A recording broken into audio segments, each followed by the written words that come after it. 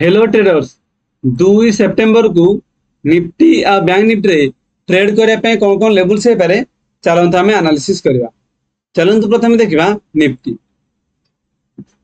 Nifty आम daily candle को देखा आमर एनालिसिस थिला कि जदि मार्केट फ्लैट ओपन होची ना तो जस्ट गैप अप ओपन होची तो दीटा केस रे आमर व्यू पॉजिटिव साइन ही रहिबो।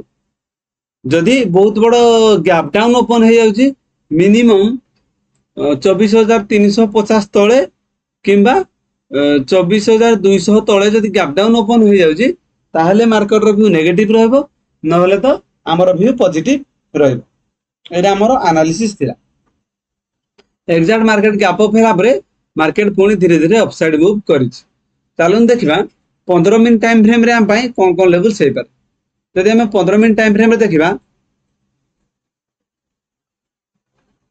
हमर एनालिसिस थिला जदि मार्केट फ्लैट ओपन होजी किंबा गैप अप ओपन होजी तो दीटा केस रे हमर व्यू यारी भीतर ही रहइबो। हमर 24,350 सपोर्ट बेला काम करिवो आ रेजिस्टेंस बेला काम करिवो कोडा ना 24,550 24,550 रेजिस्टेंस बेला काम करिवो। मार्केट 550 टे बहुत समय भी वेट करला रेजिस्टेंस नेबा पाई बहुत ट्राई करला किंतु एटे बहुत समय वेट करला परे मार्केट धीरे धीरे अपसाइड को ब्रेकआउट ही दे दी। तो एबे हम पाई सपोर्ट के हे जिवो ना आम पाई जोड़ा रेजिस्टेंस थिला जोड़ा कि 24,550 हम पाई रेजिस्टेंस बेला काम करथिला से एबे हम पाई सपोर्ट बेला काम करिवो। अपसाइड रे हम पाई रेजिस्टेंस बेला कोडा काम करिवो ना 24,670 रु 24,730 24,670 रु 24,730 ए दीटा हम पाई सपोर्ट रेजिस्टेंस बेला काम करिवो।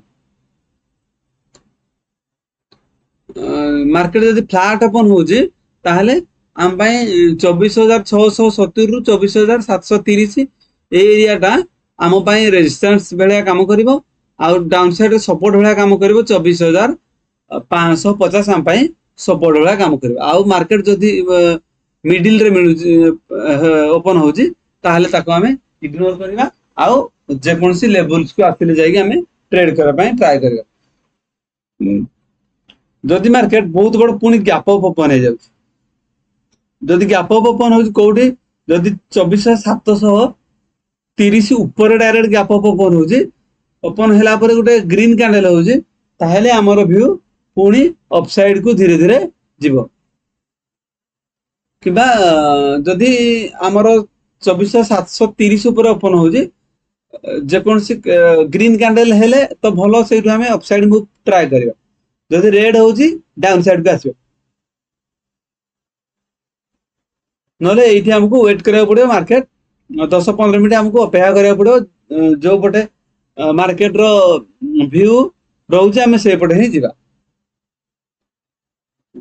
चलन देखिबा बैंक निफ्टी रो जदि हमें 15 मिनिट टाइम फ्रेम रे देखिबा ताहले हम पाई हम जो गुटे रेंज ड्रॉ करथिले कोडा ना 53,500 हम पाई सपोर्ट बेला काम करिवो आ 54,350 हम पाई रेजिस्टेंस बेला काम करिवो।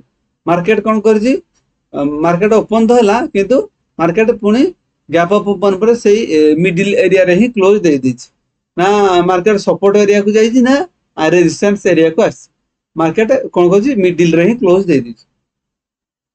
जदि मार्केट अपसाइड रे गैप अप ओपन हुए ताहले हम पाई जदि 54,350 एरिया रे ओपन होजी ताहले 54,350 हम पाई रेजिस्टेंस बेला काम करिवो आ आज रो क्लोजिंग हम पाई सपोर्ट बेला काम करिवो। जदि मार्केट बहुत बड़ गैप अप ओपन हो जाउ 54,350 ऊपर डायरेक्ट गैप अप ओपन होजी ताहले मार्केट धीरे धीरे अपसाइड मूव करिवार पॉसिबिलिटी रहइबो। जदि मार्केट बहुत बड़ गैप डाउन ओपन हो जाउची 53,500 तळे डायरेक्ट गैप डाउन ओपन होची ताहले हमर व्यू कंप्लीट नेगेटिव ही रहइबो। जदि फ्लैट ओपन होची ताहले हमको लेवल पर्यंत वेट करिया पड़ो जो कोनसी लेवल को आसिले हमें ट्रेड करबा। अपसाइड गले डाउन को सेल करबा जदि डाउन साइड को मार्केट आसी ताहले हमें अपसाइड को बाय करबा।